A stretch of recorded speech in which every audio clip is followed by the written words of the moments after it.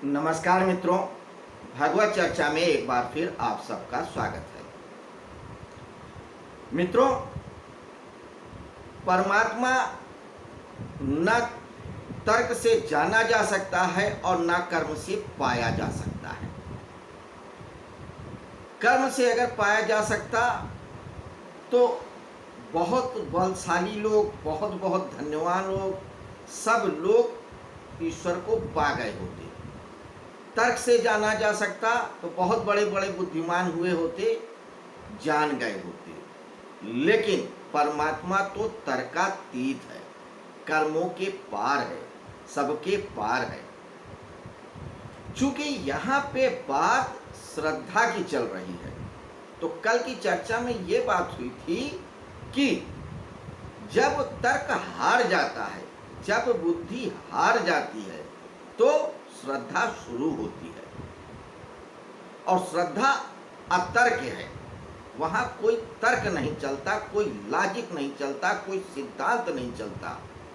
बस श्रद्धा का अर्थ है कि बस अपने आराध्य के प्रति एक भाव, एक निष्ठा, एक समर्पण, जिसे कोई हिला नहीं सकता, डिगा नहीं सकता, आ जाता है। तो जब श्रद्धा का भाव आता है तो सब कुछ अतर्क हो जाता है, कोई लॉजिक नहीं चलता। लेकिन कई बार हम लोग अपने सिद्धांतों को, अपनी बात को, अपने स्वार्थ को सिद्ध करने के लिए श्रद्धा का जामा पहना देते हैं और ऐसा शो करते हैं कि हमें तो इस देवता पर, इस बात पर, इस सिद्धांत पर बहुत भरोसा है, पूरा का पूरा समर्पण है, पूरी श्रद्धा है। लेकिन होता नहीं, क्योंकि मन बड़ा चालाक है, मन बहुत खेल गढ़ता है। मन नटवर लाल का भी नटवर लाल है। मन जितना दूसरों को धोखा देता है, उससे कई 100 गुना खुद को धोखा देता है, व्यक्ति को। तो मनुष्य को ऐसी भ्रांति हो जाती है कि उसे तो श्रद्धा है अपने देवता पर, अपने इष्ट पर, अपने परमात्मा पर, लेकिन कहीं ना कहीं उसके पीछे हिडन प्रॉफिट होता है, हिडन छुपा हुआ कहीं ना कहीं स्वार्थ होता है। तो मैं उस श्रद्धा की बात नहीं करता, क्योंकि वह श्रद्धा कहीं ना कहीं मूर्खता से प्रेरित होती है, स्वार्थ से प्रेरित होती है। सच्ची श्रद्धा तो अलग होती है, उसकी खुशबू ही अलग होती है, उसका परिणाम ही अलग होता है। तो अब राज विद्या, राजगुह्य योग में जिस श्रद्धा की बात बताने जा रहे हैं भगवान श्री कृष्ण, वो भी अतर्क है, वहां कोई तर्क नहीं है। तो आइए अब चौथे 5वें श्लोक में क्या बता रहे हैं उस राज विद्या, राजगुह्य के संदर्भ में, जिसकी बहुत बहुत तारीफ किया है पहले दूसरे श्लोक में, और तीसरे में भी अपरोक्ष रूप से तारीफ करते हुए कहा कि जो इस सरल और सब कुछ दिलाने वाले सिद्धांत को नहीं मानता, वह संसार के चक्र में भटकता ही रहता है। तो चौथा और 5वां श्लोक क्या कहता है, आइए उसको देखते हैं, फिर थोड़ी सी चर्चा करेंगे। श्लोक कहते हैं, मया ततम इदम सर्वम जगत व्यक्त अमूर्तिना मत स्थानी सर्वभूतानि न चाहम ते ते अश्व अवस्थिता न चा मत स्थानी भूतानि पश्व में योगम ऐश्वरम भूत ब्रह्म चा भूतस्थो ममात्मा भूत भावना। चौथा और 5वां 2 श्लोक हैं। अब हिंदी में देखिए शब्दार्थ क्या कहता है। यह सब संसार मेरे निराकार स्वरूप में, मया ततम इदम, इदम मतलब ये, सर्वम सभी कुछ, जगत संसार, अव्यक्त मूर्ति नाम, अव्यक्त रूप से मेरे में स्थित है।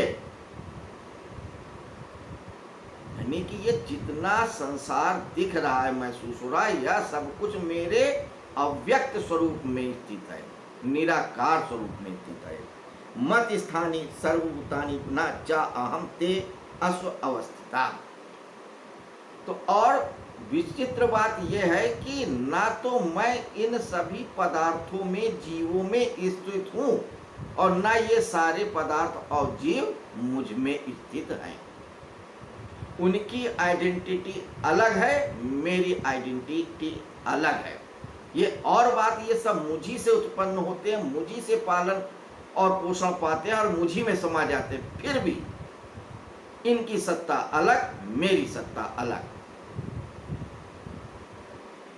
न च मत स्थानि भूतानि पश्य में योगम ऐश्वरम, मुझ में स्थित नहीं। मेरे इस ईश्वर संबंधी योग को जो देह संपूर्ण प्राणियों को उत्पन्न करने वाला और प्राणियों को धारण करने वाला मेरा स्वरूप उन प्राणियों में स्थित नहीं। तो मैं जो इन भूतों को, इन प्राणियों को उत्पन्न करता हूँ, पालन करता हूँ और उनका भक्षण भी कर लेता हूँ, अपने अंदर समा भी लेता हूँ, विनाश भी कर लेता हूँ, वे सब मेरे अंदर नहीं है और ना मैं उन जीवों और पदार्थों में हूँ। सबकी अपनी अपनी आइडेंटिटी। उनका कहना है कृष्ण भगवान की, अगर आप इस शरीर को काटोगे, पीटोगे तो मैं कहीं नहीं दिखूंगा। अगर तुम ये सोचो कि मैं परमात्मा सब जगह व्याप्त है, तो मैं इस शरीर को काट लूं, पीट लूं, देख लूं माइक्रोस्कोप से, बड़ी बड़ी खुर्दबीन से, तो नहीं दिखूंगा, मिलूंगा ही नहीं। यही वजह है कि लोग नास्तिक हो जाते हैं कि ईश्वर है ही नहीं। वैज्ञानिक क्यों कहते हैं कि नास्तिक, कि ईश्वर नहीं है? क्यों? क्योंकि उन्होंने पदार्थ के अंतिम सीमा तक जाके देखा, जबकि वो पदार्थ नहीं रह जाता, ऊर्जा में बदल जाता है। कहते अब क्या, अब भी तो कहीं ईश्वर दिखता ही नहीं है। तो यही कहना चाहते, यही आइडेंटिटी है पदार्थ की, कि हर पदार्थ अपने आप में स्वतंत्र है, हर पदार्थ की अपनी एक गरिमा है, हर एक जीव की अपनी गरिमा है, एक स्वतंत्रता है, एक उसका अस्तित्व है। जैसे मेरा अस्तित्व है, क्योंकि परमात्मा का ही अंश है जीव और पदार्थ। तो जैसे मेरा अस्तित्व बिल्कुल अलहदा है, वैसे इन पदार्थों और जीवों का भी अस्तित्व अलहदा है। तो काटोगे, पीटोगे, देखोगे तो मुझको नहीं पाओगे। हाँ, जब भाव पूर्ण हो जाओगे, मुझ में श्रद्धा कर लोगे, तो जरूर मुझको पा जाओगे। इनडायरेक्ट वे में कह रहे हैं। तो ईश्वर यहाँ पे बड़ी विशिष्ट बात कर रहा है, और इन दो श्लोकों में भगवान श्री कृष्ण अपने निराकार और साकार दोनों स्वरूपों को बता रहे हैं कि वास्तव में अगर देखो तो मैं निराकार ही हूं। अगर संसार की तरफ से देखोगे तो मैं तुमको निराकार नजर आऊंगा, यानी कि सारे आकार मेरे हैं। एक्चुअली निराकार शब्द की गलत परिभाषा कर लिया गया है, गलत उसका अर्थ लोग समझ लेते हैं। निराकार का अर्थ होता है जिसका कोई आकार नहीं, पर वास्तविकता तो यह है कि उस निराकार ईश्वर का अर्थ यहाँ पे है कि सारे आकार उसके हैं, यानी कि उसका कोई आकार नहीं है। पानी जैसा भी उसका आकार है, पत्थर जैसा भी उसका आकार है, मनुष्य जैसा भी उसका आकार है, भेड़ बकरी जानवर जैसा आकार है, अग्नि जैसा भी आकार है, वायु जैसा भी आकार है, आकाश जैसा भी आकार है, सारे आकार उसके हैं। ये नहीं कह सकते हो कि ये ईश्वर का आकार है, इन अर्थों में वो निराकार है। तो निराकार ईश्वर की जो समझ है ऐसे लीजिए, तब आपको समझ में आएगा। निराकार का ये अर्थ नहीं है कि उसका कोई आकार नहीं है और दिखता ही नहीं है। तो जब संसार की तरफ से देखोगे तो लगेगा कि उसका कोई आकार नहीं है, और जब संसार के पार जाके देखोगे तो उसका आकार दिखेगा। इसीलिए जिन्होंने समाधि के गहरे प्रयोग किए हैं या धर्म की बहुत गहरी खाइयों में या ऊंचाइयों में जाके अनुभव किया है, उनको परमात्मा साकार रूप से अनुभव हुआ है। तभी ईसा मसीह कहते हैं कि मैं परमात्मा का बेटा हूं। पैगंबर साहब कहते मैं उस खुदा का पैगंबर हूं या उसका बंदा हूं। क्यों? क्योंकि जब वो पार जाके उन्होंने अनुभव किया है, तो उन्होंने अनुभव किया कि कहीं ना कहीं ईश्वर का जो निराकार स्वरूप है वो है। लेकिन जब उस पार समझोगे तो समझ में आएगा कि वो ऐसा है। तो आप जब समाज के या समझ के पार जाते हो, बुद्धि के पार जाते हो, अतर्क में चले जाते हो, तब समझ में आता है। उसके पहले नहीं समझ में आएगा। उसके पहले तो सिर्फ पदार्थ समझ में आएगा, विचार समझ में आएगा, भाव समझ में आएगा, जड़ बातें समझ में आएगी, चेतन बातें नहीं समझ में आएगी।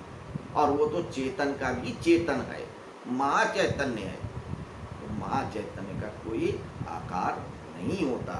तो मया ततम इदम सर्वम जगत व्यक्ति मूर्तिना मत स्थानी सर्वभूतानि न चाहम ते अस अवस्थिता, कि इस जगत में मैं निराकार रूप से व्याप्त हूं। साकार रूप देखना है तो परासत्ता में जाओ, और निराकार स्वरूप का अनुभव करना है तो इसमें जाओ। लेकिन अब जब परम रूप में जाओगे तो वहां पर भी बहुत सारी बातें होती हैं। तो जब आध्यात्मिक स्तर पे आप उतरोगे धीरे धीरे, तब ये अर्थ अपना खोलेंगे कि भगवान श्री कृष्ण इन श्लोकों में क्या कहना चाहते हैं। तब वो निजता की बात आएगी।